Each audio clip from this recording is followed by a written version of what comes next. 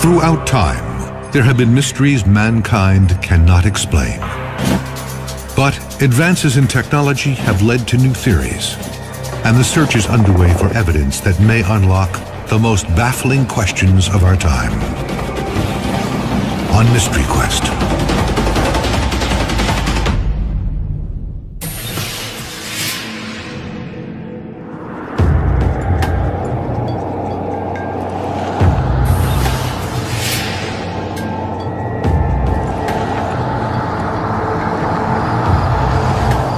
The night sky is calm and clear.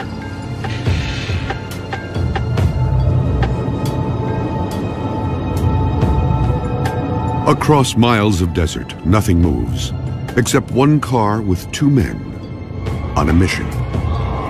I could prove it. I know the place.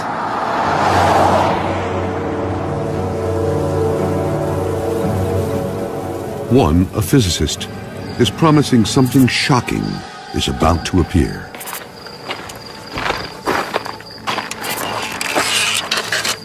It'll show up just over that ridge.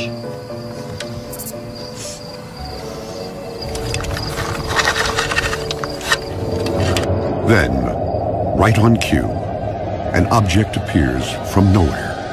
Oh my God, what is that? The bizarre craft disappears, and a secret is revealed. I told you, we're not alone.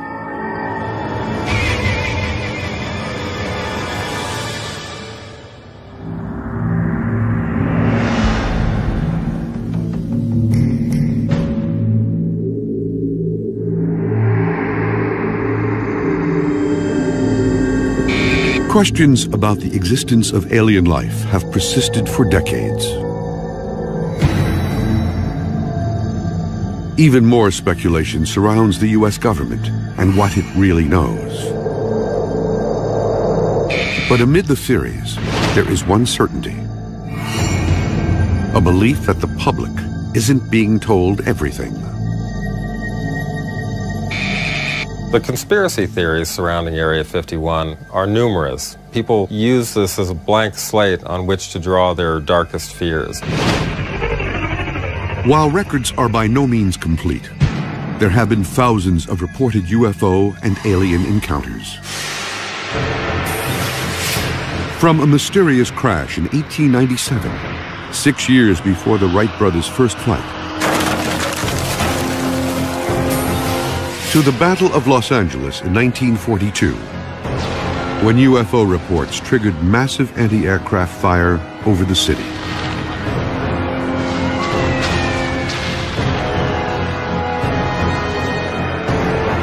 And the most famous UFO crash in U.S. history, Roswell, New Mexico.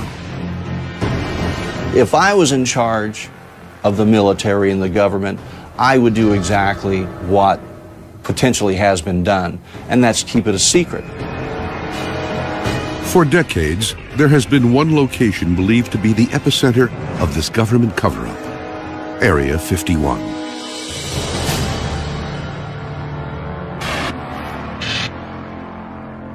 The military base is located in the midst of the Nevada desert, 85 miles north of Las Vegas. The name refers to a grid number found on an old map of the much larger site called the Nevada Test and Training Range. Built in 1955, reports of strange and unusual activity emerged almost immediately. Yet there is no official documentation the location even exists. Up until recently, it's been denied that it even existed, even though people knew about it. So that, to me, that's a mystery. Over the years, a portrait has emerged of this mysterious place. Many believe its primary purpose is a testing ground for the government's clandestine spy plane program. Today, Area 51 is very active. They've built new runways, new hangars. I mean, there's some 24 hangars there, so that's evidence that there's a lot of programs going on. Area 51 was created as a testing base for secret aircraft and secret weapon systems. That's all we know for sure, and that's all that the solid evidence is telling us. But others believe these secret weapon systems are simply a smokescreen to cover the real story. In 1989, details began to emerge of a program that went far beyond spy planes. There's a huge underground base out there, and that's where they work with the aliens, as hard as it is to believe. It's true. I mean, there are aliens all over the place. If you and I walked in on everything that was being done, I'm sure we would be flabbergasted. We probably could not conceive all the different types of testing, or even try to comprehend some of the technology.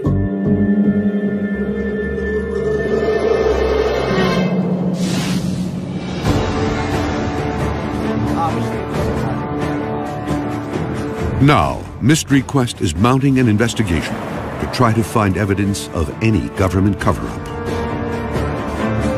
The expedition team will look for physical evidence of UFOs in the desert surrounding Area 51. To do this, they'll search the sites of reported crashes.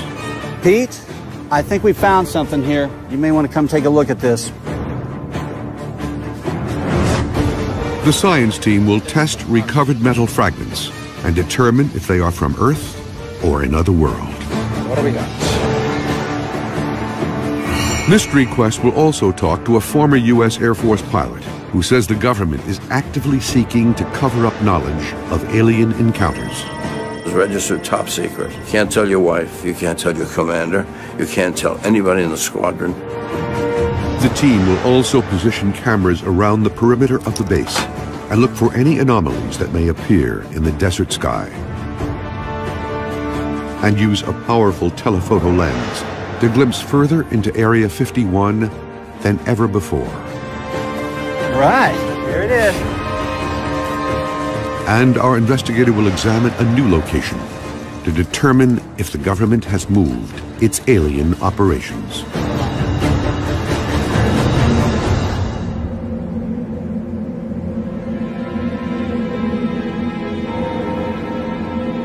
Area 51 operated in secret for decades. A lot of people think that there's UFO activity at Area 51, with good reason. I mean, because of such a secretive nature, and the cat was let out of the bag by Bob Lazar. In 1989, physicist Bob Lazar claimed the government was testing alien spacecraft at Area 51. Bob comes by the house at night, and we're sitting over there, and he says, I saw a disc today. And I said, theirs or ours? And he said, theirs. John Lear, a retired airline pilot, is a close friend of Bob Lazar. Lear says Lazar told him he worked at Area 51, analyzing the propulsion systems of alien spacecraft. These spaceships could travel millions of miles an hour using a strange atomic substance called Element 115, a material which allows the craft to move through space by bending and drawing it around the ship. Space is a fabric. We think of it as a nothing, as just something cold, only containing one hydrogen atom per square meter, but it's actually a fabric. You can actually pull it. So you can go, if you could go 1,000,000 miles every 12 milliseconds, you can figure out that's pretty darn fast.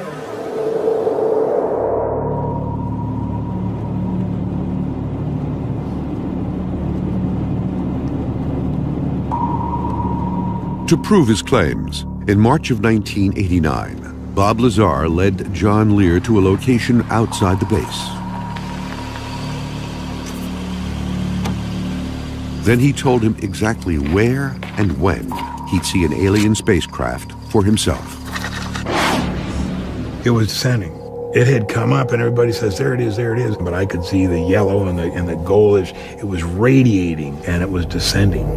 And I could see it getting close to the mountain. It was a classic saucer shape.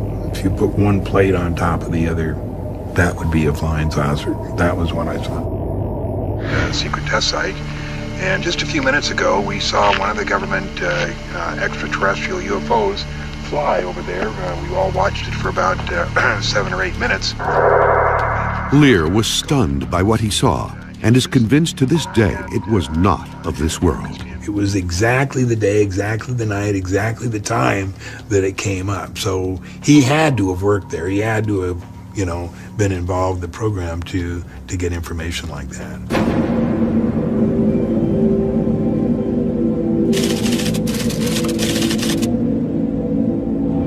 The expedition team is near Area 51 in an attempt to determine if what Lear and Lazar saw was real.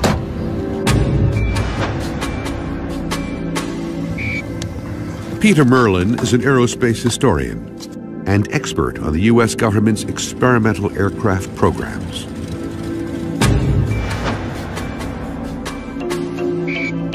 Mark Easter is the International Public Relations Director of MUFON, the Mutual UFO Network. MUFON is the world's largest civilian UFO research organization. Their first task is to set up camera traps that will continuously scan the skies for 48 hours, looking for any signs of activity. We're on the Highway 375. We're headed towards Groom Lake Road, which is here, and we're going to get up on this side up in the desert and put the surveillance cameras up in this area here. There's less chance of somebody, you know, happening across it. Leave them for 48 hours and see what happens.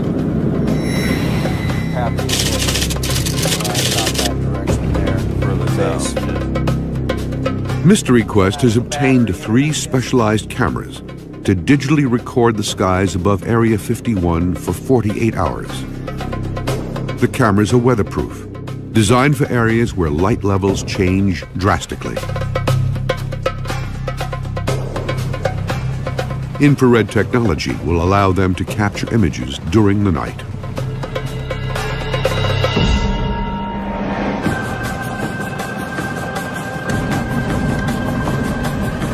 But penetrating a possible government cover-up is no small task. And almost immediately, the team's investigation meets resistance. Does it look like he might come this way, or is he going to stay put? I don't know. I don't know what's going to happen.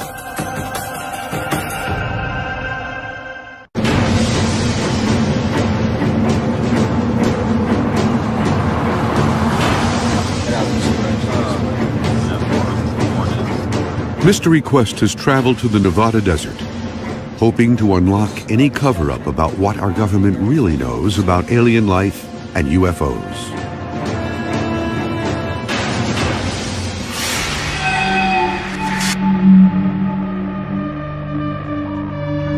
UFO sightings have been reported around the world for centuries. There may be evidence that ancient cultures were visited by aliens. In Peru, giant figures of animals visible only from the air are etched into a high desert plateau spanning more than 50 miles. They are called the Nazca Lines, after the people who made them 3,000 years ago. Some believe they were ancient alien runways. The Nazca Lines are aerial guidelines to find a path to the Nazca Plain. These markings, which range from hundreds to several thousand feet long, show direction and regions where they could land and conduct specific operations. The period after World War II seems to have ushered in a new wave of UFO sightings.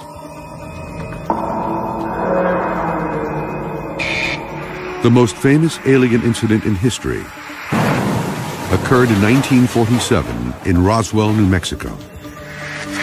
Reports emerged that the military had recovered a crashed flying disc from a ranch near Roswell, and suspicions of an intricate cover-up have been rumored for decades.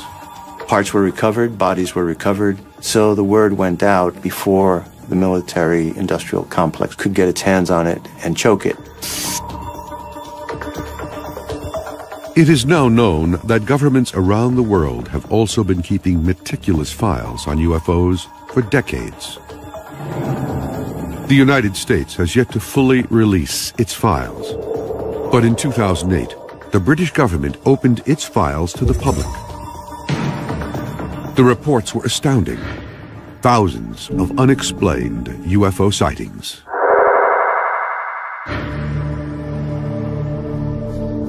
One of the most incredible incidents happened to an American Air Force pilot, Milton Torres. In 1957, Torres was stationed at a Royal Air Force base in Leeds, England. Only in the past year has he been authorized to recount what really happened to him. They scrambled me. It was the most incredible thing. This would be a hot fire mission. This meant he had orders to shoot down whatever was up there. And that would be cleared to fire, and I would select 24 rockets. Torres climbed to 30,000 feet. The clouds were thick, slightly obscuring his view. But the image on his radar screen was clear. The UFO was less than a mile away. It registered as the size of a football field. Yet it was zigzagging through the sky at an incredible speed.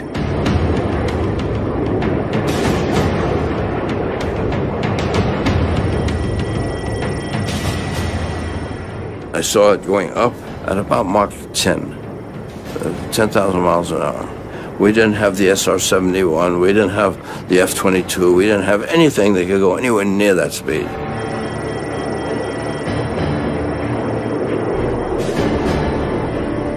Then, suddenly, the radar image disappeared almost as quickly as it had appeared. But Torres would quickly learn. The government didn't want him talking. The next day, the spook came from the embassy in London. So the man said, now you can't tell your wife, you can't tell your commander, you can't tell anybody in the squadron, including your wingman. It was registered top secret. If you say anything to anybody, we'll take you off flying status. Well, I worked hard to become a fighter pilot. I wasn't about to lose that, so I better shut my mouth. Some argue that what Milton Torres observed was only a radar anomaly. But more than 50 years later, the career pilot is convinced about what he saw. Anybody who tells me some bull story, and the Air Force with the weather balloon crap, weather balloons don't go Mach 1. This thing was going all kinds of speeds. So whatever it was not made of this earth.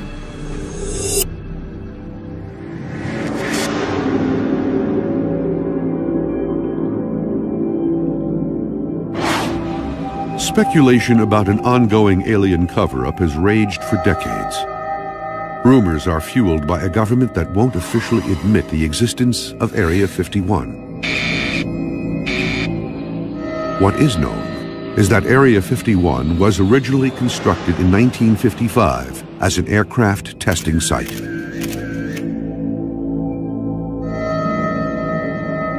Today, satellite images confirm what appears to be a military facility. 24 buildings along with a 5,000-foot runway. Even the airspace around Area 51 is restricted. Even aerial surveillance is effectively impossible. Planes aren't allowed to fly over. There are reports that astronauts have gotten into trouble for accidentally managing to turn cameras down onto that area. And people living in the small town of Rachel, Nevada, just outside the base, have long reported strange happenings. A local inn owner believes she actually saw something extraterrestrial. It was between 8:30 and 9:30 at night. The beam of light came through the back door, and it shot about 6 feet into the room. It illuminated the entire door jamb. In Area 51, do I know what's going on for sure? No. Do I believe there's all kinds of testing going on, not just aircraft? Yes.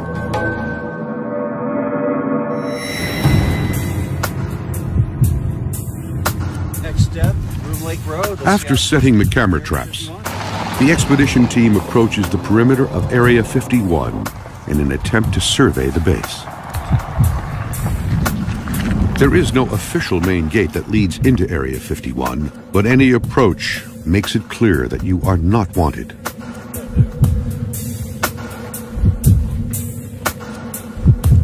Yeah. What's that? Signs warn against trespassers, while orange posts mark a nearly invisible boundary. And the team is already under observation.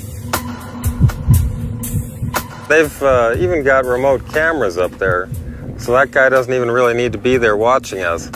He's just there in case we cross the border. I don't know what sort of telephoto they've got. They can probably read our license plate from there.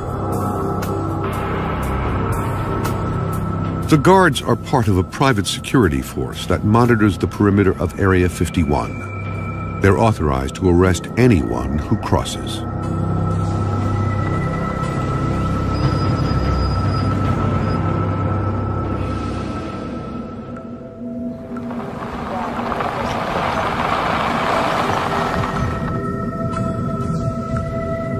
The investigators decide to test Area 51 security at another gate. Does it look like he might come this way, or is he going to stay put? I don't know. I don't know what's going to happen. He's just standing there looking at me right now, or looking at us.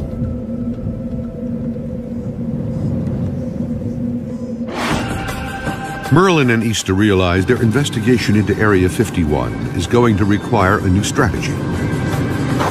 The next attempt could lead to a new discovery or their arrest. I honestly don't have a good feeling about this.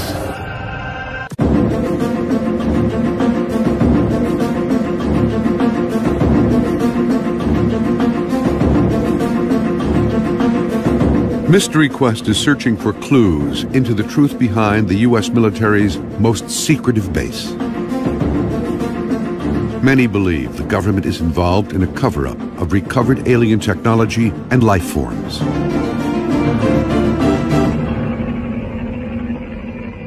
But what has been confirmed is that strange things happen near this desert testing grounds.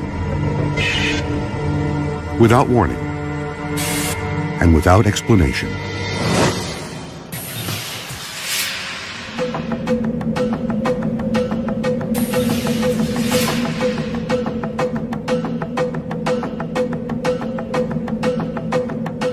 A young family sits down together for dinner.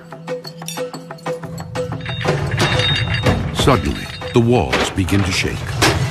Mommy! Oh my God! I think it's an earthquake!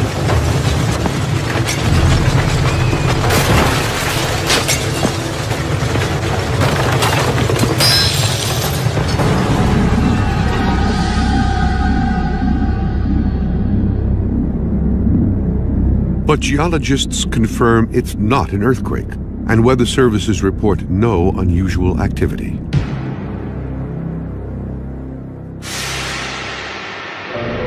This mysterious wave is called a skyquake, but its origins are completely unknown.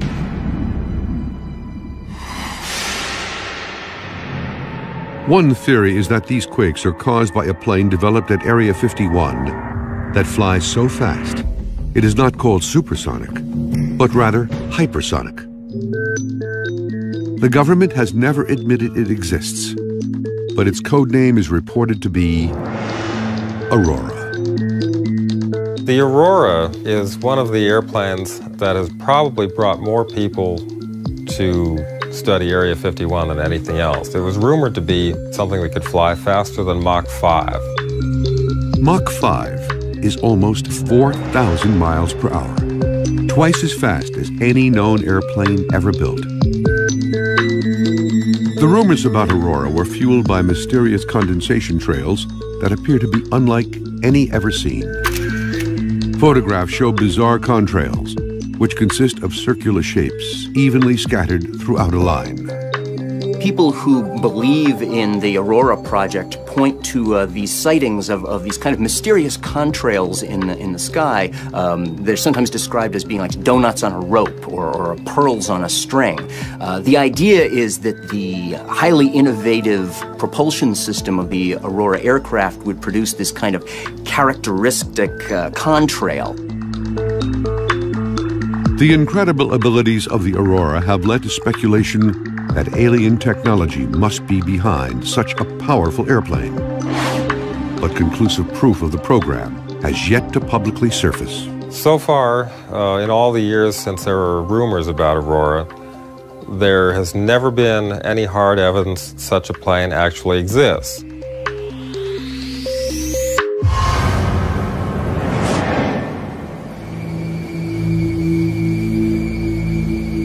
Area 51 may not be the only secretive government test facility with an extraterrestrial connection.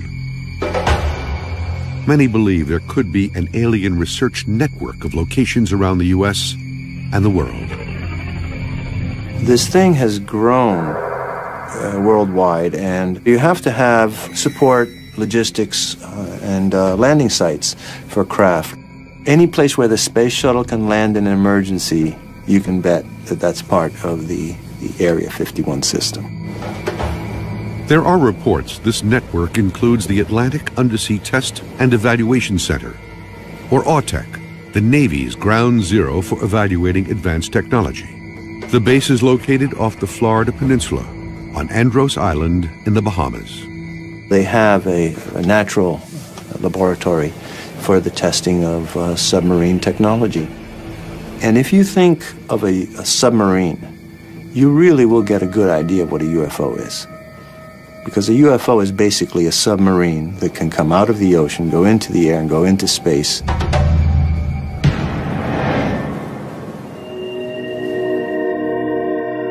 One location rumored to be in this network of new secret bases is 800 miles away from Area 51 in Green River, Utah.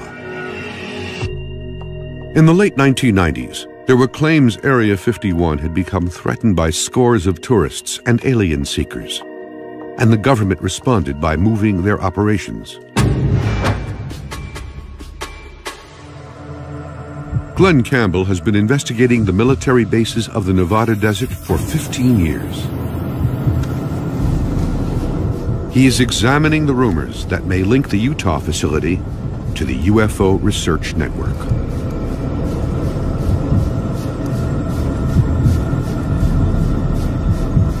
This looks like it. We're coming up on what looks like a gate. This is the main launch complex. This is the heart of this supposedly secret facility. I'm going to get out and check it out. The facility was once part of a huge missile test range called White Sands. Man, we got here just as a monster storm is blowing in from the west. This is what I think is the central launch complex. It seems to be in the center of the pads. I don't know what's in here exactly. They got this big old steel door.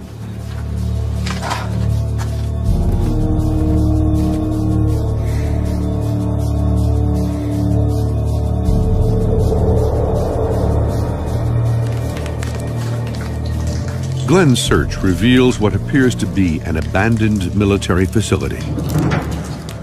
Debris and wires cover the ground.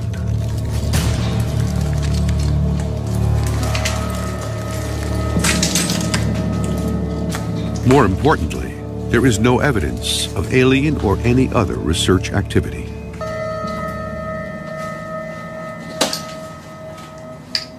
Now, there can always be one of those buildings where there's something secret, but the point is there's no infrastructure, there's no activity, there's no trucks coming and going, there's no people.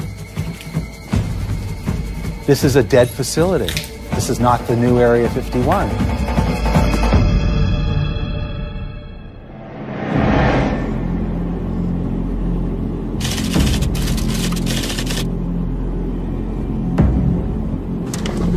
There is a belief that physical evidence may be lying in the desert.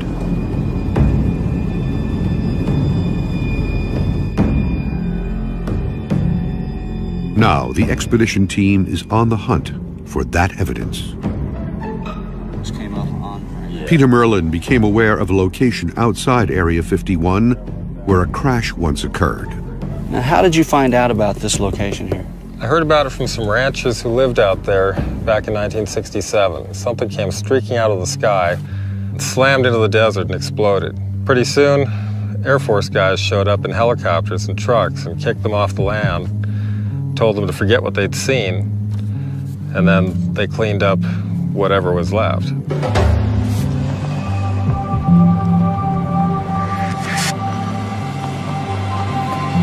There was one piece they didn't find.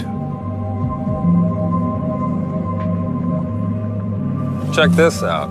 You ever seen metal folded like that before? I have not. I mean, that's incredible.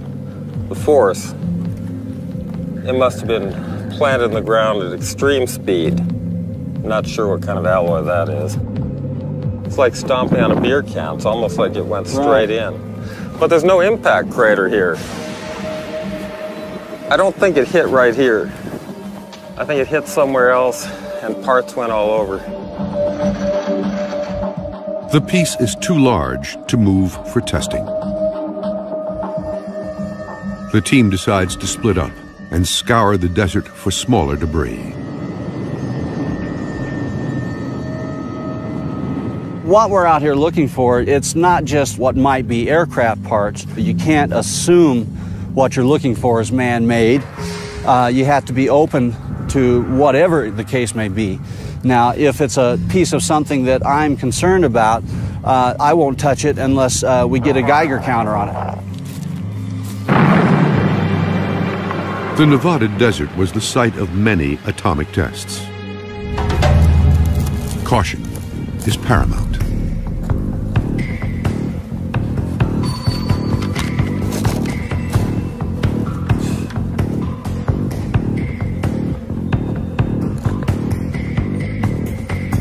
Pete, I think we found something here. You may want to come take a look at this. I suggest you bring that Geiger counter with you. Will do. The twisted piece of metal is about 6 inches long, and small circles appear to be bolt or rivet holes. I think we're okay. Looks pretty clean. What do you think? It's very distorted. Looks like it's been subjected to a lot of force. It's clean. Well, this is definitely downwind from that piece that you found. It is. It's right along the flight trajectory. Now you can see it's got some form to this side right here, but jagged on this side. This definitely tore off of something obviously larger. I'm wondering about these holes, if this was from heat, or this is more of an exact hole. These are probably bolt holes, I would imagine. They will send the specimen they've gathered to the science team to try to determine its origins. Well, this is an excellent find right here.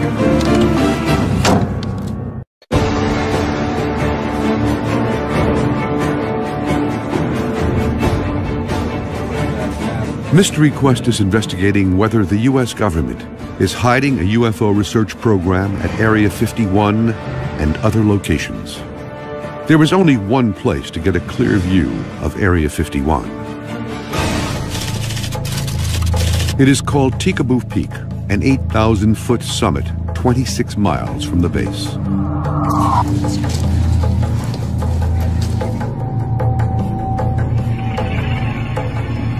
The team will be led by Glenn Campbell, who has led many excursions and is familiar with the hidden trail that leads to the peak.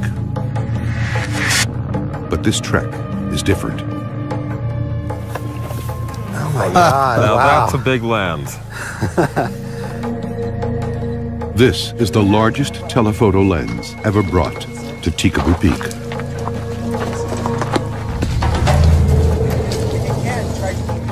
It can zoom 66 times further than a standard lens.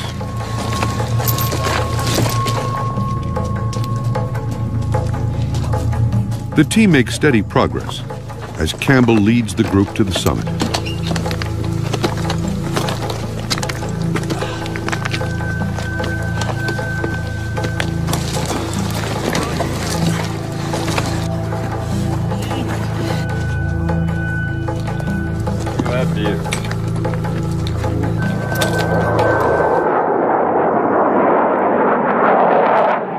Suddenly, a fighter jet appears.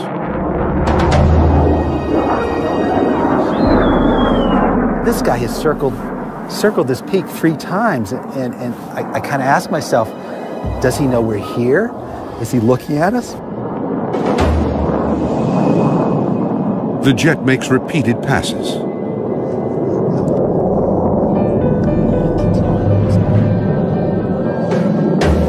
Man, he's coming down really low, right through the valley there. Wow.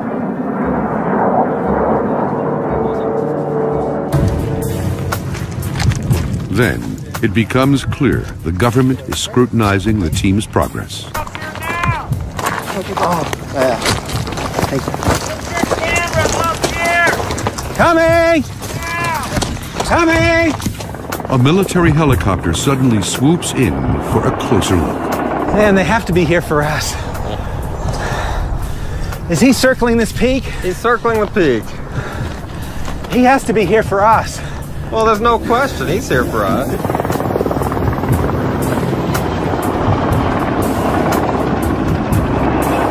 The helicopter is an unmarked Black Hawk-type chopper, often used by special forces. They have never bothered with us here before. My concern is we're not going to be no one's going to interfere with us up there on the peak. We get down below, we may find the sheriff waiting for us, the local law enforcement. There's the helicopter again. And he's directly over Tickaboo Peak. And he's here to watch us. There's no other reason for him to be here. The helicopter circles for 20 minutes, then disappears as suddenly as it arrived. I honestly don't have a good feeling about this.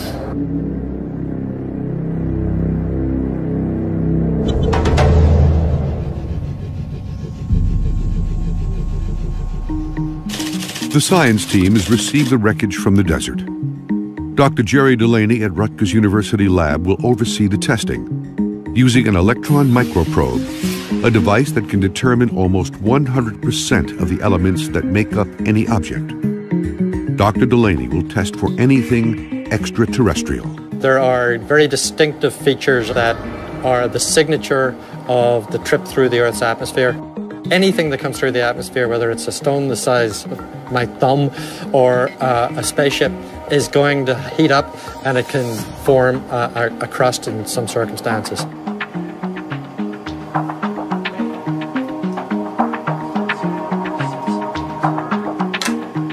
The microprobe generates an electron beam. And that, in turn, generates X-rays. They will tell me what the composition of the sample is. The information is sent to a computer, which identifies the chemical makeup of the sample. What do we got? Ooh, oh my goodness. Well, this isn't what I thought it was going to be. Having said that, it is a very typical terrestrial alloy.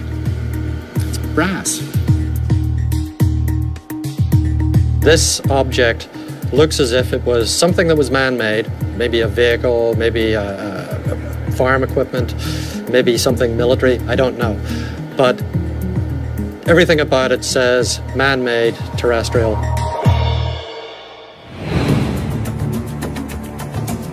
The expedition team continues to investigate. Camera surveillance could provide proof of the conspiracy, as new evidence is discovered at the top of Tickaboo Peak. This looks like new construction. I mean, other times I haven't seen this thing here before.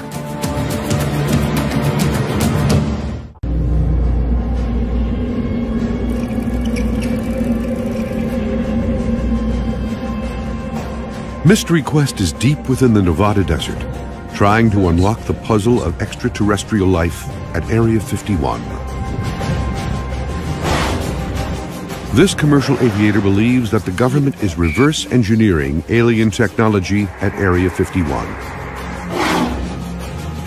This Air Force pilot says he encountered an alien craft at 30,000 feet.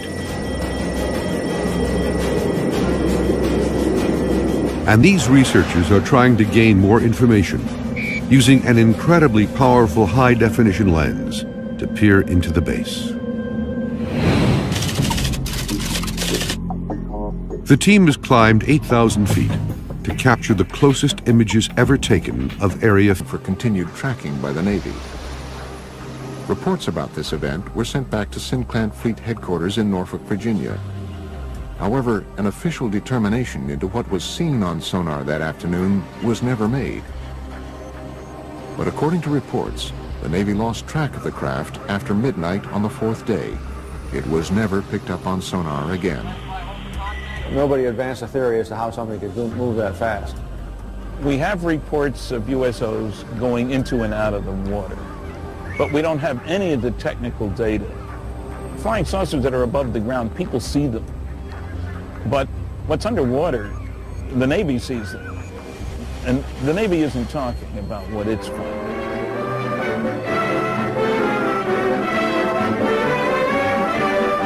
Inflating an immense balloon aboard the USS Norton Sound, the Navy prepares for further study of the elusive cosmic rays somewhere in the Pacific. That's the news. A secondary consideration clears up the mystery of the so-called flying saucers. For it is these monsters which rise 19 miles and attain diameters of 100 feet that have been mistaken for the apparitions called flying saucers. At great altitudes, they tell us, these elongated enormities flatten out like plates. Mystery ended. But reports from around the world continue. Another extraordinary case is reported in the international press beginning on November 11th, 1972. A fast-moving submarine-like object is picked up on sonar in the Sonja Fjord off the west coast of Norway by the Norwegian Navy, which hunts it for 2 weeks. A fleet of surface ships and specially equipped sub-hunter helicopters are assembled to find the object. On November 20th, 1972, the USO is seen visually for the first time. It was described as being a massive, silent, cigar-shaped object. A Navy ship promptly fires its guns and torpedoes at the craft. Some ship actually saw it on the surface and fired at it, but it dived, and then they started dropping depth charges. Although all the articles treat this as a submarine, the fact of the matter is nobody was able to identify it as a submarine. After tracking the object for almost 2 weeks, the Navy devises and executes a plan to blockade the fjord and trap the USO. They tried to seal off this fjord so nothing could get in or out. Nevertheless, after 14 or 15 days, this thing disappeared. So that may mean that this object, whatever it was tracked by the Navy, was not a submarine at all, but an unidentified submerged object. Coming up, did Christopher Columbus and his crew witness USOs flying into and out of the Atlantic on October 11th, 1492? One of the earlier cases comes all the way back from the day before Columbus Day in 1492, before there was a Columbus Day. And it happened on the Santa Maria.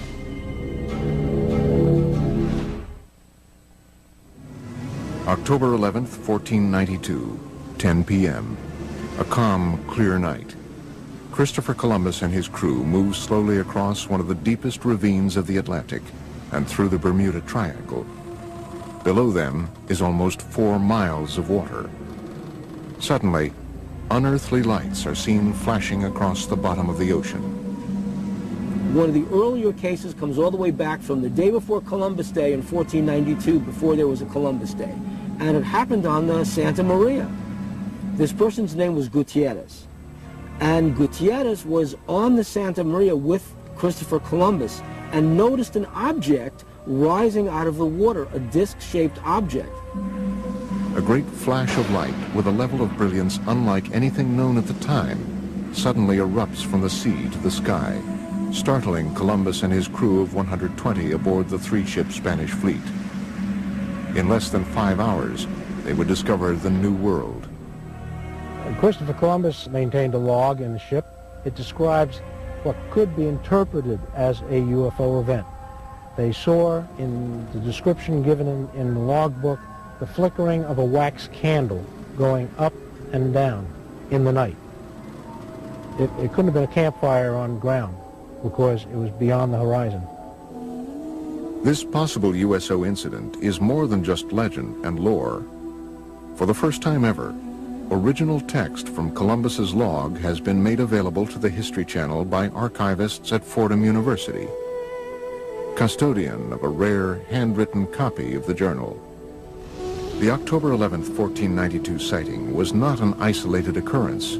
Over the 2-month journey, Columbus's log exhibits a consistent pattern of cryptically reported peculiar incidents, including unexplained sightings and unusual events in outer space.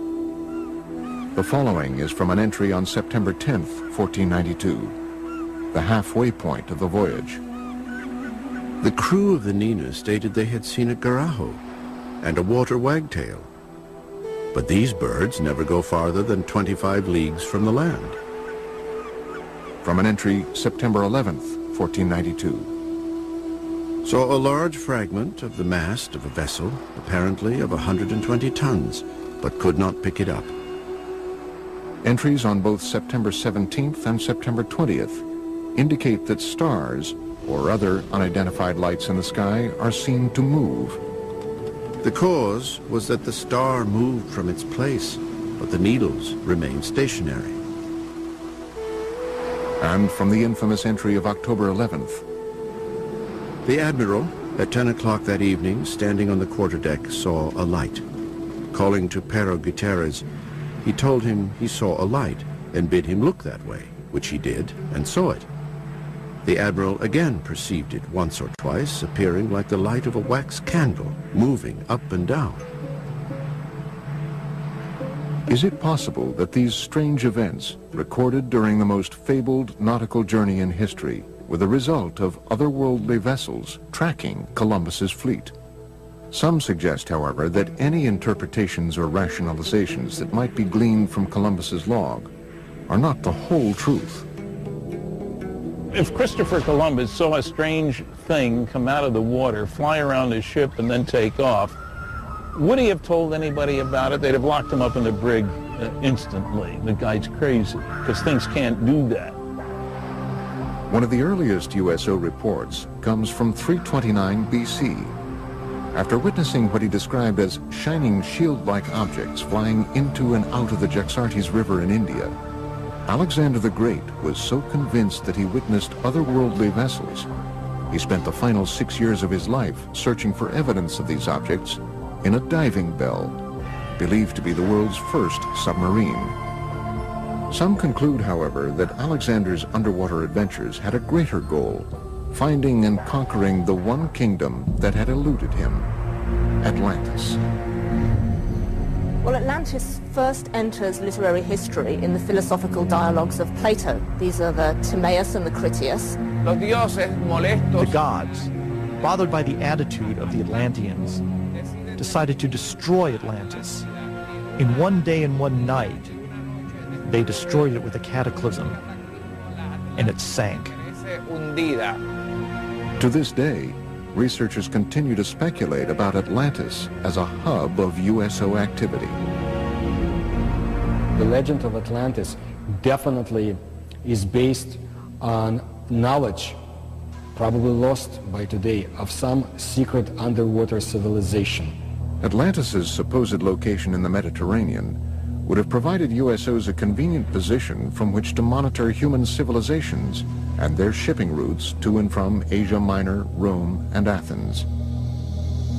The Mediterranean was the cradle of ancient civilization. The Phoenician traders traveled back and forth between the Middle East and Greece across the Mediterranean.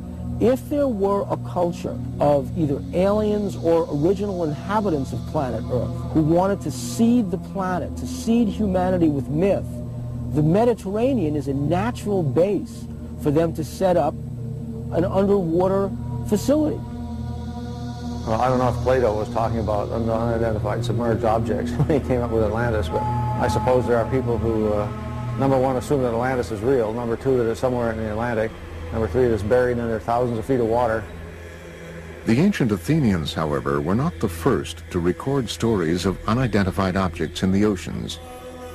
Experts believe the ancient Egyptians may have even recorded sightings in their hieroglyphic drawings. In ancient Egypt, in the temple at the city of Abydos, somebody made an inscription a depiction of a submarine. There was another depiction of an object that looks like a helicopter. Who made it? How did the ancient Egyptians know about it? We have no idea. One of the earliest European cases is a series of reported English sightings in the 11th century. One of the oldest cases I have on the site goes back to the year 1067. It has to do with this people in the countryside seeing something flaming in the sky that came down to earth, lit up the countryside, and then went up again, and then into the sea. Carl Feint has been researching USO phenomenon for almost a decade. His internet site, waterufo.net, has an archive of over 900 current and historic USO reports. According to Feint, one of the 20th century's first cases was reported in detail in the Philadelphia Inquirer on August 1st, 1904. A British cargo ship, the Mohican, en route to Philadelphia was, according to the paper, enshrouded in a strange metallic vapor which glowed like phosphorus. I have found out recently that that case is a heck of a lot more detailed and scary than originally shown. The captain and the crew confirmed that an object came across the ocean, a cloud, approached the ship, and it was glowing. Not a meteor, going straight down. It's coming across the sea. As it came towards the ship, the captain was trying to distract the crew to get them to do something different, you know, and get over the fear. They couldn't move anything while the cloud was around the ship. The Inquirer further reports that during the event, the ship's compass revolved with the speed of an electric motor, and the sailors were unable to raise pieces of steel from the magnetized decks. The story goes on to quote the Mohican's Captain Urquhart, who confirms that the account is vouched for by every man of the crew. But perhaps the most astounding USO-related event, according to experts, is a Canadian case from 1967. The Shag Harbor case is the most important USO case in documentation. The UFO moved underwater to a different point. A second UFO joined it. Coming up, we visit Shag Harbor, Nova Scotia on the 38th anniversary of this crucial USO incident. On October the 4th, 1967. That's where the lights was, right behind me on the water.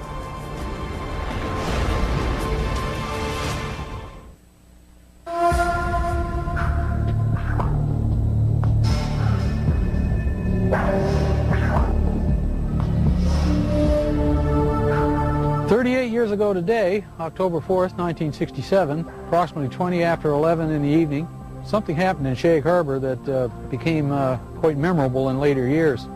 The night of October 4th, 67 has become known as the Night of the UFOs among many UFO researchers. The Shag Harbor incident has become the best known aspect of that night. Chris Stiles and Don Ledger have spent the past decade researching the 1967 Shag Harbor USO incident. The case, widely reported throughout Canada at the time, had been largely forgotten in subsequent years. Their 2001 book, Dark Object, reopened the case, shedding new light on the many reported USO events of that night and the weeks following. The reason that the Shag Harbor incident came to the forefront and kind of eclipsed the importance of the other sightings from the Night of the UFOs is simply the fact that it's the one case where something came down out of the sky and crashed into the water. You know, it made a noise, it made a flash. It's also unique in the sense that nobody reported a UFO. Several calls came in very quickly to the nearby Royal Canadian Mounted Police Detachment, and those reports said simply that people had seen lights, or perhaps an aircraft had crashed into the waters of what they called the Sound. The interest and the concern was totally for the possibility of survivors. Nobody reported a UFO.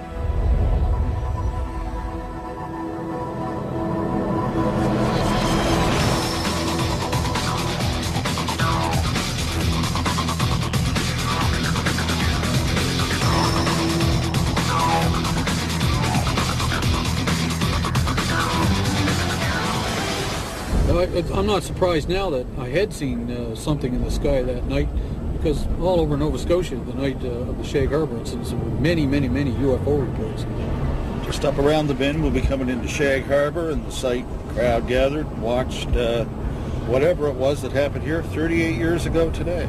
Each year, Ledger and Stiles make an anniversary trip to Shag Harbor to meet with Norm Smith, one of only 3 surviving witnesses. See the island out there? That's where it all took place, right off there. That's where we seen the light in the water. Hey, sir. You been? Good. Wow. How are you? Same old, That's good. The 3 of us stood on the lawn watching the lights. Eventually it started going, it looked like it was moving to us, and then on a downward slope towards the ground. We thought it was a plane crash, so we jumped in the vehicle in my old man's car and my uncle's, and we went up to this spot right here by the Irish Moss plant. And when we got here, there was probably 10, 12 other people. We watched the lights on the water for a period of 2 or 3 minutes, and then the lights disappeared. What happens next is indisputable. Before midnight on Wednesday, October 4th, the Royal Canadian Mounted Police officers who witnessed the event from the shoreline searched the water on boats until 3 a.m. with the help of several local fishermen, including Norm Smith. At noon on Friday, October 6th, Canadian Navy divers from Halifax arrive and search the area through the weekend. Eventually, 7 divers were dispatched from the Fleet Diving Unit in Halifax and taken down to Shag Harbor. The search effort continued through all the daylight hours of Saturday and Sunday, and by Monday morning that search was officially terminated in Ottawa. And they just simply state unidentified flying object and circle it and underline it. According to government reports, the object travels from the south to the north along the Nova Scotia shoreline. At one point, it stops and hovers.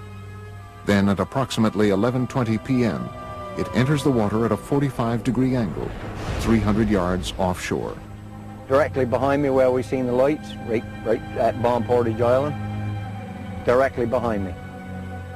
When the Royal Canadian Mounted Police officers that had responded to the call arrived at the shoreline of Old Highway number 3, the UFO was still moving upon the surface of the water. The object also appeared to be leaving a trail of dense yellow foam. In the weeks following October 4th, the story becomes even more mysterious. The case is front-page news across Canada, and as Ledger and Stiles report in their book, in the days just prior to the Canadian military's official classification of this incident as a UFO event, a second craft enters the waters of Nova Scotia to rendezvous with the first craft. Then this thing resumed its headway back down this way at about 4,400 miles an hour and came down through northern New Brunswick, right down over the Bay of Fundy, across the southwestern tip of Nova Scotia, across this way, and went down in the water here. Authorities already knew the object was no longer there, that it had moved under the water and had come to rest on the seabed. It sat there for almost a week, right to the hour. And after that time, it began moving under the water to the Gulf of Maine with the aid of a second craft that was helping repair it. And the 2 of them broke the surface of the water and flew away out over the Gulf of Maine. Interestingly enough, there is a second report of a sighting 1 week in Shag Harbor of 2 sets of lights, one orange, one yellow, leaving the water and flying away. This case continues to inspire debate and continued research into the events of October 4th, 1967. There are a large amount of primary documents that support interpreting Shag Harbor as a crash scenario of a UFO. And in one of the paragraphs, it actually says a preliminary investigation has been conducted, and it has been discovered that this object is not the result of a flare, float, downed aircraft, or in fact any known object. I didn't know then, back 30-odd years ago, I didn't know whether it was a UFO or what it was. But nobody will ever make me believe that there was nothing there, because it was. Coming up, seen for the first time, video evidence of what might possibly be a USO emerging from the waters of Laguna Cartagena in Puerto Rico. And they are coming towards Laguna Cartagena. And later, a University of California scientist reveals that supersonic speed by deep-sea UFOs is not only scientifically possible, but likely. A region with perhaps the longest legacy of USO activity is the area around Puerto Rico.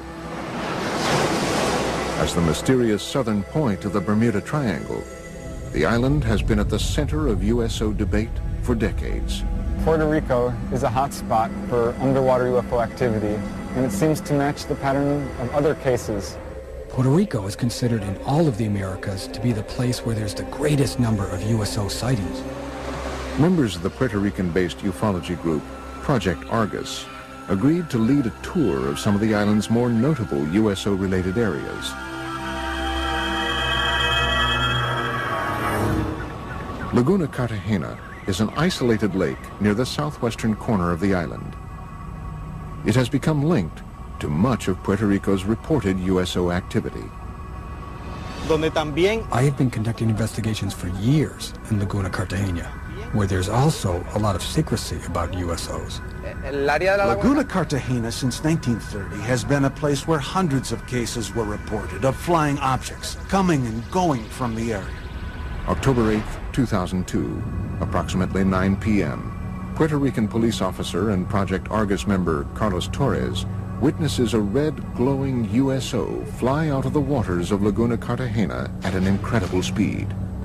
Then it stops and hovers just above the water. I was a witness of an object suspended over Laguna Cartagena. The military got involved because they were also witnesses. The object flew away and then back from Monte Indio. And it stopped and hovered over Laguna Cartagena. After hovering for several minutes over the area, the object was seen to crash back into the lake. Another Argus member, Giuseppe Quiñones, believes he captured the same object on videotape in 2004.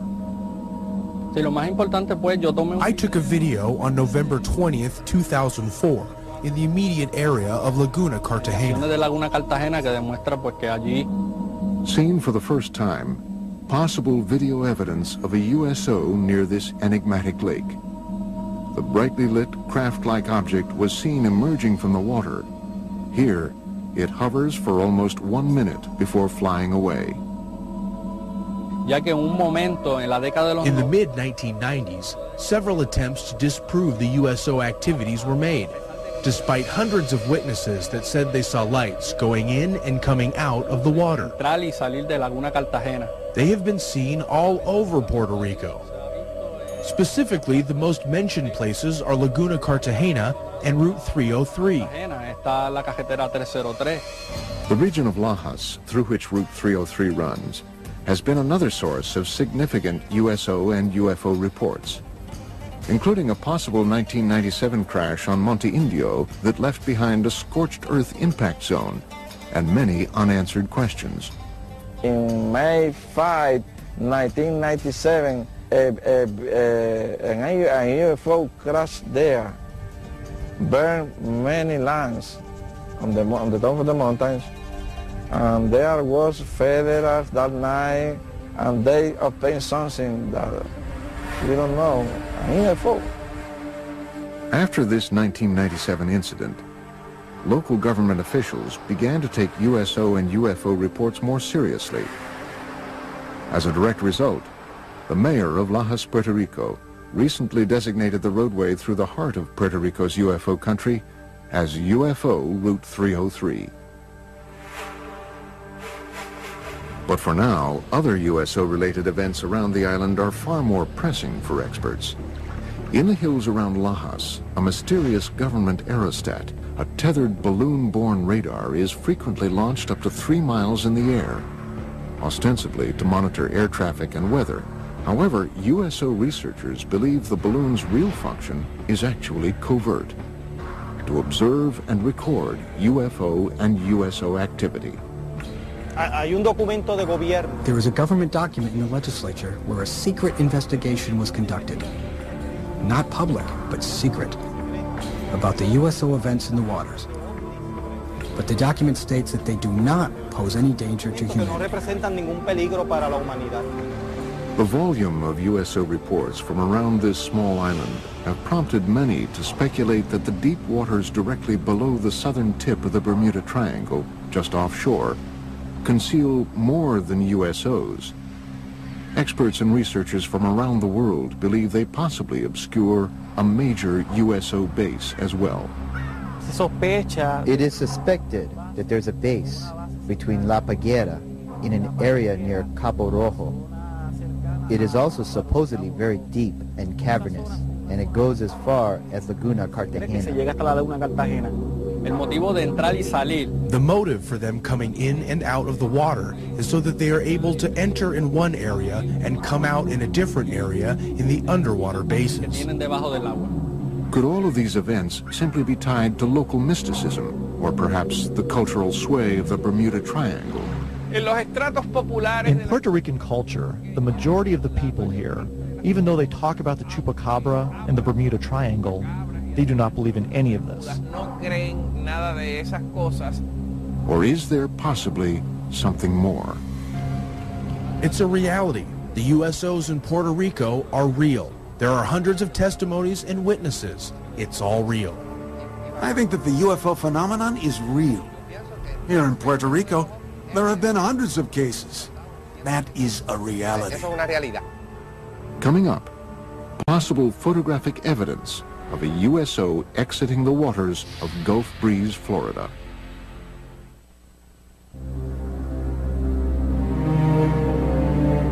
It is believed that unidentified submerged objects are able to move through our oceans and seas in ways that defy all principles of modern physics. Experts are confounded by the ability of these vessels to reportedly travel at extreme depths, pass through ice with impunity, and traverse water at supersonic speed. These kinds of craft, ostensibly, can travel underneath the water because they are impervious to water, just like they're impervious to gamma rays, cosmic rays, impervious to anything that gets in the way of their traveling in space. According to all information, we are dealing with a very advanced technology. They circle ships and next thing you know, dive into the water. It's not a barrier to them. They just go from one medium to another.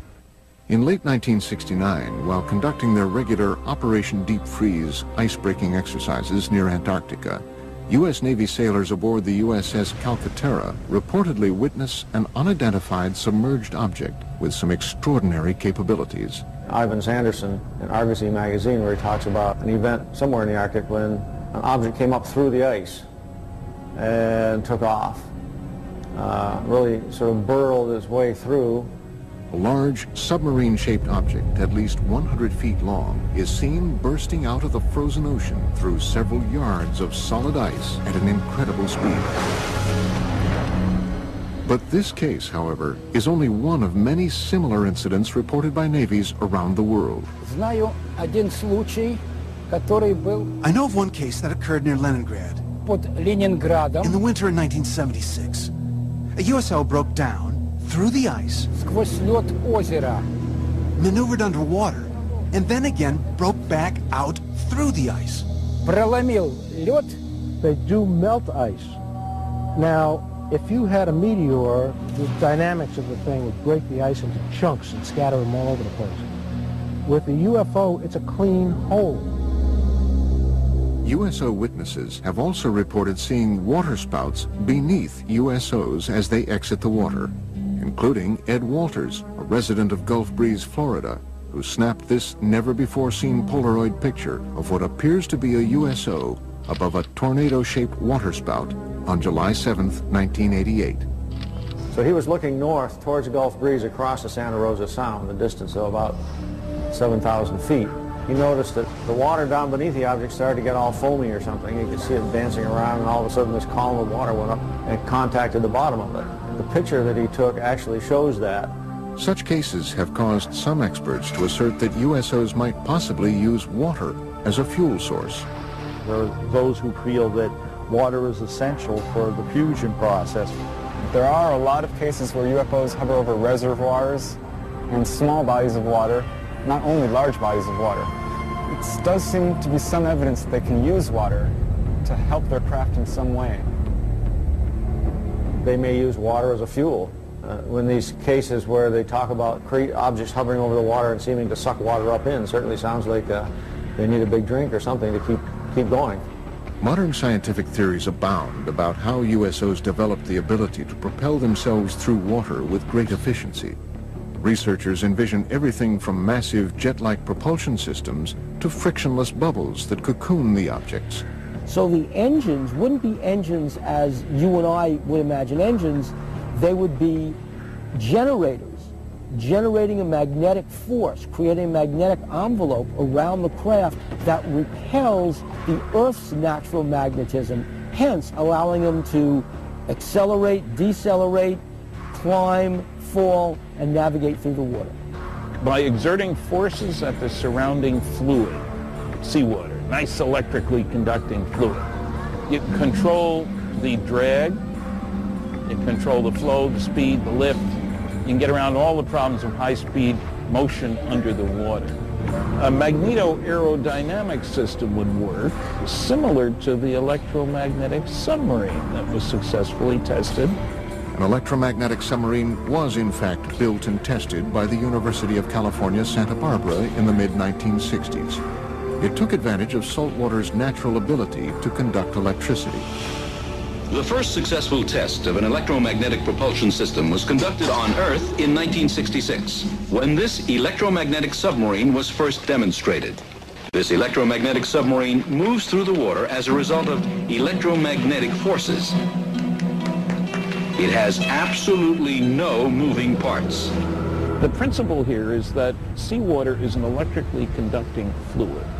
You push against the seawater by Newton's laws, elementary physics, it pushes back, and off you go. Is it possible that USOs take advantage of this natural capability of our oceans to reach supersonic speed? Water is a great magnetic conduit. In fact, if they were traveling using a process called diamagnetism, which is a weak repellent force, then water would enhance that force, which would explain why these craft are able to navigate in water so well. One researcher theorizes that USOs might move rapidly through the water and avoid catastrophic damage using the same principles as a common light bulb. UFO is the filament in this particular case, and the bulb is the field, and that protects the UFO. It keeps the water from coming onto it when it goes in. They move it, though, and it never touches the UFO. And that can be achieved by creating so-called supercavitating bubble around the whole object. In that way, whole object travels together with a bubble of water vapor. Marco Princivac is a professor of mechanical engineering at the University of California, Riverside. He devised an experiment for the History Channel demonstrating the physics behind possible supersonic movement through the water. Basically, the only thing that you can play with is a shape of a vehicle. And it will deviate from standard shapes of a submarine. To demonstrate how different shapes can produce the conditions for supersonic underwater travel, Princivac and his team force an underwater current along with green dye and high-powered lasers around different submersed objects.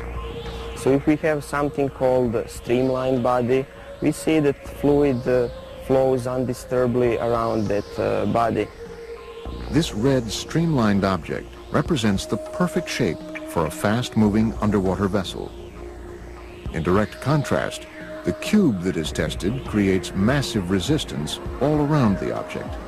A good shape for an underwater supercavitating vehicle would be something similar to a return capsule of Soyuz or other space missions. The laws of earthly physics change dramatically underwater. Propelling an oceanic vehicle to supersonic speeds requires an amount of power greater than what man has currently invented. A vehicle that has a 5-foot diameter and we want to go at the speed of sound in the air, we would need an engine that can produce 15,000 horsepower. For the same vehicle to reach the speed of sound under the water, we would need an engine that can produce around 1 million horsepower. While it might be scientifically possible for USOs to prowl the oceans at supersonic speed, how have these craft developed the technology required to achieve this milestone? The many mysteries of these craft may never be fully understood, and that is exactly what provokes the greatest debate and distress among investigators and researchers. I think it's easier for us to land a man on the moon or even create a moon base than to land a man on the bottom of the ocean. If they're hostile and have come here to conquer Earth, they would have done it 1,000,000 years ago.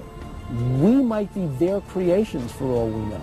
The Earth is conquered, we work for them, they live here, this is their planet.